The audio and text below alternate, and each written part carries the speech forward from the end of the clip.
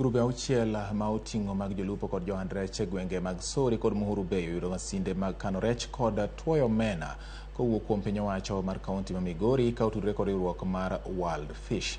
Jokanyo mantie sekta mar lupo e kaonti ma Migori nonro yango ni lokruok mar kor lwasi osehinyo nweng'o margi. Jolupo kod ji mamoko matimo ohala mar rech bende osebedo kod lal ma ikelo kod rem bedo kod masinde mag kano rech. E okang' mar jolo jolupo kod jogo matimo ohand rech e gwenge mag Sori kod Muhuru Bay, piny owacho mar kaonti ma Migori ka otudore kod riwruok mar World Fish ochiwo gige keno kaachiel kod moyo rech kod omena ne grubego.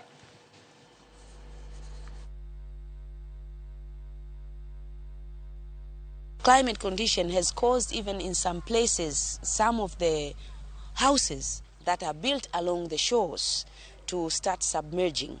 And this was very evident in Migori. They find that it's really hard as compared to the past where they used to find fish very easily.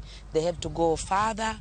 Even some find themselves in Uganda area to fish, which creates conflict. Omena kunemi tuwayo bidoka theko malichi ole mana enete wikuoyo. Sani gima jogi kelo en gima tuwaye e buo oven.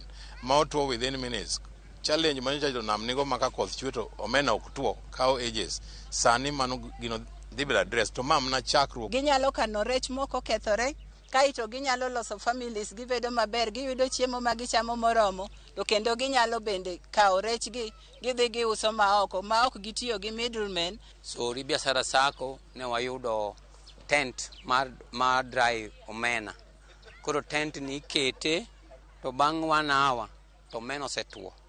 Koro mor ma wan go inyicha kanyo cha wamo omena to ka piny luoch to omena ok tuo.